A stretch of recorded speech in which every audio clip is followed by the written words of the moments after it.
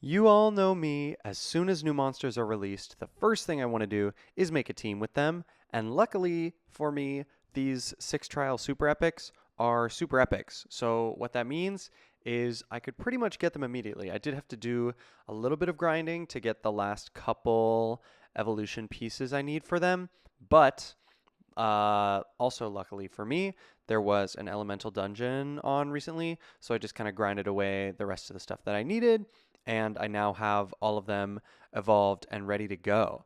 So I'm going to do a video with each of them because I think they're really cool and unique and fun. And yeah, let's start with Octazoth.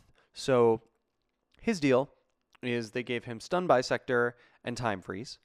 They upgraded, I guess you might say it's an upgrade, you might say it's a nerf. Depends. He no longer has Poison Massacre. Now he has dual Poison Sting.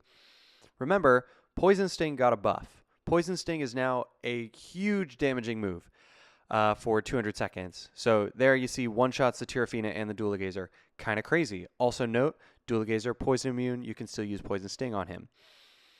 He's pretty cool. The Time Freeze means you can't give turn to him, but what I found most interesting about Octazoth and most exciting, most unique, is his Zel Dravoom skill, which is a 1-second, 3-time use switch friend. So you can use it on anybody in your line to switch them with the monster at the end of your team. You get 3 uses, and it's instant. So basically, the way I was thinking about it was like, okay, you run somebody in the front line with an entrance, you put somebody at the back of the team with an entrance, so that when you swap out the first time, the back of the team uses the entrance, swap out the second time, the person you put to the back now has an entrance that they can use, swap out a third time, boom, you get that entrance again. Can't really do it with stun, A, because that's unreliable on the front line, also B, temporary stun immunity. Could use it with sleep entrances, like hypnotic entrances. That just isn't what I wanted to do. I thought, like, what's a really impactful entrance that would be good right at the start of the battle with like 0 conditions? And my thought was Disruption. So I used Jacqueline and Voodoo, who have triple token summoning in the enemy team. So you see right off the bat, I used Mortilis to push everybody out of play, and now he's got 20 monsters in the reinforcements. Noting that I guess it would be 6 of those are useless tokens, which I don't know. I just thought was kind of cool to just get such strong disruption right off the beginning of the battle. Oversight here is that Octozoth is a plant, so I can't use Sprout Conversion on him. So I needed a better way to get rid of him. But at the end of the day, like, it's just cool. And then you have him as a Poison Sting monster who can kill 2 targets if you need him to. He can also send back himself, by the way. Which maybe would have been the smarter move, but I think because this was a feature video, I was like, nah, I'm going to keep him here on the front line. But you saw him do the double Poison Sting. It didn't matter against Atramenthus and Cactulars, who, by the way, shout out, love seeing them. But yeah, now we just kind of got to fight through the team full of tokens. Atramenthus no longer has the defense buff because Lionheart's now on the field, so I can kill him with the Catmander. Catmander, also a new monster as of the anniversary for me. So I was just excited to use him. I was using Bastia because I was using Bastia. I guess I don't really know the reason for that. I don't know. She was just there.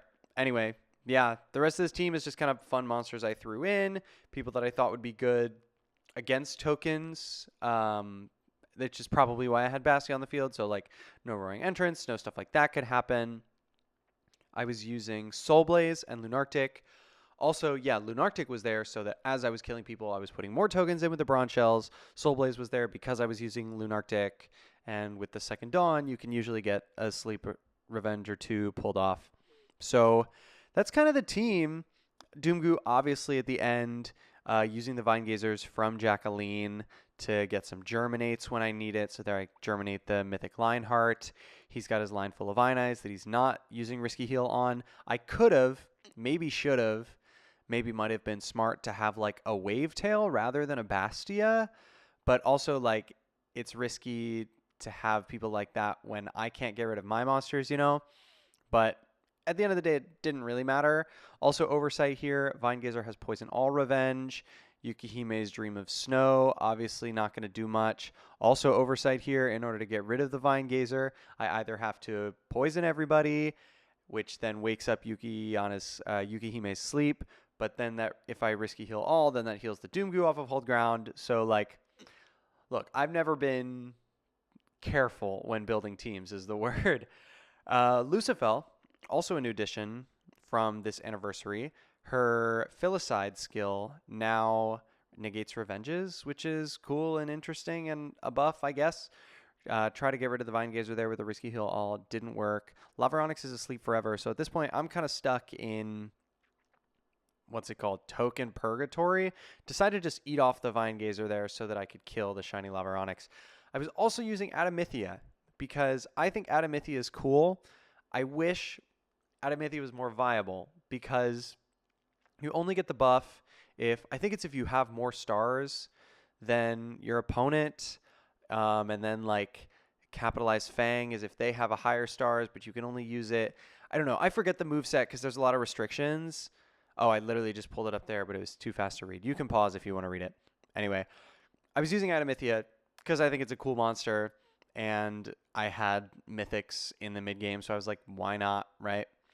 Lose the Yukihime there to the Savannah Revenge, but at this point, there's really nothing he can do. I can kill his Dodgy, but I don't. I go for the Crescendo Strike on the Blossomite, which goes through his Vigorous Stance, does a decent amount of damage. Obviously not enough to kill, but at this point, what does it matter?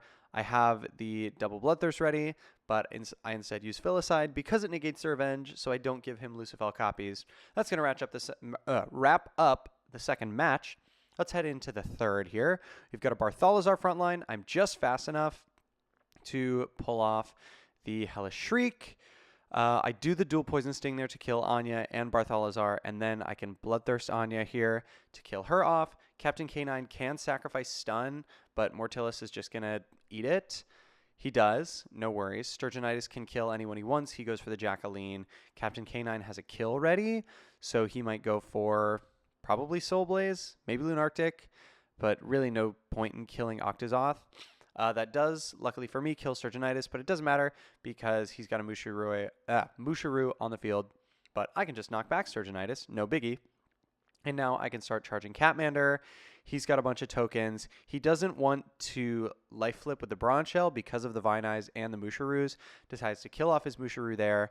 I knock back next the Keira Kenshi. Although I guess it didn't really matter. It just would have shielded the Captain K9, who has Blood Crave, which he uses to kill the Octazoth.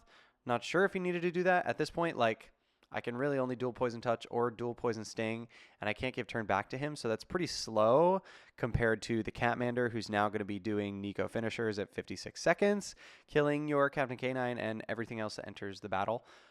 So, I don't know. That's on him, I guess. Yukihime comes in. I don't know that a Nico finisher kills here. He's able to kill through his tokens by life flipping the Bronze Shells and then doing the Vu Sacrifice, which will poison them before the Vine Eye does the risky heal all.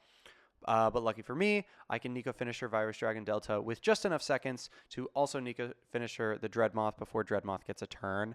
I think Lunarctic has one kill, so I could charge Bloodthirst, but decide to probably knock back the Hazuki just because I'm not ready to deal with her yet. He's going to keep healing with this Vine Eye. I'm going to kill his Dreadmoth now. He's got a whole bunch of tokens. How many monsters left is that? Is that 12 reinforcements? And you know a lot of that is tokens. I've knocked back a couple monsters. That's kind of the one thing with this is like I just have to knock monsters back when I'm not ready to kill them. But because like Mortilis has double Drain Survivor and Catmander kills pretty quick with Nico Finisher, and at some point Lunarctic is going to get Bloodthirst charged, like I feel pretty okay with this team taking on 12 monsters and then knocking stuff back. Go for the Nico Punch. I low-key forgot about Bastia at this point, but didn't matter. I can Nico Finisher, and then of course Catmander's going to get a turn again before Mantiferno. His Vine Eye still won't die off to the risky heal all. He finally does the D-Shell. Kill the Mantiferno. He's starting to lose his Bronze Shells now. He's got a Spectrefin next in line. I have the seconds, so I charge Bloodthirst on Lunarctic.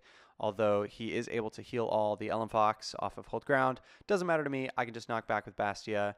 I Nico punch the Bronze Shell to bring in a second monster so that I can get 2 useful kills with Mortilis rather than killing a token, and he just gives up from there. I had that one pretty much in the bag. Moving on to the final battle of this video, the final Octazoth feature. We got one more Zeldravoom going right off the bat here. I put a bunch of tokens in. Dual Poison Sting doesn't quite kill Persephia, but does kill the XYZ, as you saw. Now he's got an Excalibur Dragon and a Sukenchi. Sukenchi has Dual Slayer Bane, which he uses. No biggie. His Excalibur Dragon still needs to charge. That's going to put Sukenchi a little bit behind. He does the Aegis Ritual on the Rockoid, which gives me a target for Lightbane. And I think Aegis Dragon is within Despairing Wave range. Yep, so I kill off the Aegis Dragon, which means now I can Fast Strike. But I decided not to because he doesn't have a way to Purify, and Excalibur Dragon and Sukenchi, neither of them are immune to sleep. So I was like, maybe I can get something going here with some kind of Second Dawn, some kind of sleep revenge thing, maybe give myself a little bit of control because Excalibur Dragon is unmovable and Sukenchi does have Blood Fury at this point and also has Dual Slayer Bane targets. He's going for the Lunarctic, I guess because he doesn't want any more Bronze Shells. He's not ready for the token disruption, and he's trying to crescendo / kill one of the Soul Blazes. I'm waiting for him to do that at this point, hoping to put some people to sleep. Doesn't matter because now Double Drain Survivor is charged. I accelerate with one Soul Blaze because I'm going to need to start using them as sweepers. Luckily, his berry comes in just fast enough that I guess just slow enough that I can fast strike him with Soul Blaze.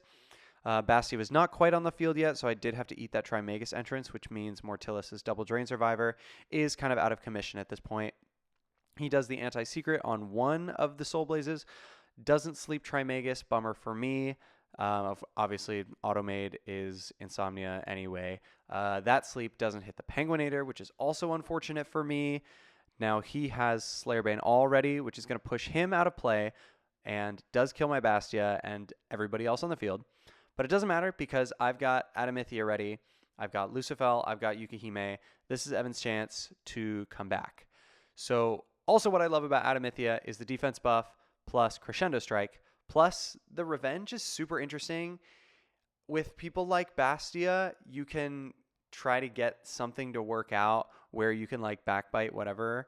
I decide to kill Automade with the Heartburst. I can't use Dream of Snow because of Lucifel, but it's fine because I wasn't worried about the Razor Storm. I did Icicle Prison him into his instant skill, which was just an oversight on my part, but also I was just kind of trying to pass time anyway, so it didn't super matter there. Icicle Prison Razor Storm again because I don't think I'm worried about him doing much damage because he'll have to go around my Missile Torment. Icicle Prison the Penguinator just to pass time, really just doing this to pass time, charge Crescendo, and eventually charge Bloodthirst. I use the Charm on Razor Storm now to give myself a second. He's going to heal his Penguinator up off of Hold Ground. The Vu is going to wake up Razor Storm, but now Penguinator is poisoned, which means I don't have to worry about him as much. Kill the Shinobi Dragon with that Crescendo Strike. Our Adamithia is pretty charged at this point. I decided to backbite Yukihime because she was sleeping, which now charges my double Bloodthirst. I'm down to his last couple monsters. He's got that Persephia at the back that I knocked back. If Moku gets a turn, maybe something would have happened. But at this point, the match is over. Adamithia, I think, is going to wrap up this Moku. Nope, Adamithia is going to wrap up the Razor Storm after my Missile Torment wraps up his Moku. So that's going to do it for this Octazoth team, Octazoth feature video. Hope you guys enjoyed all the disruption. Think he's really fun, super cool, super unique. Thanks for watching, and I'll see you all in the next video.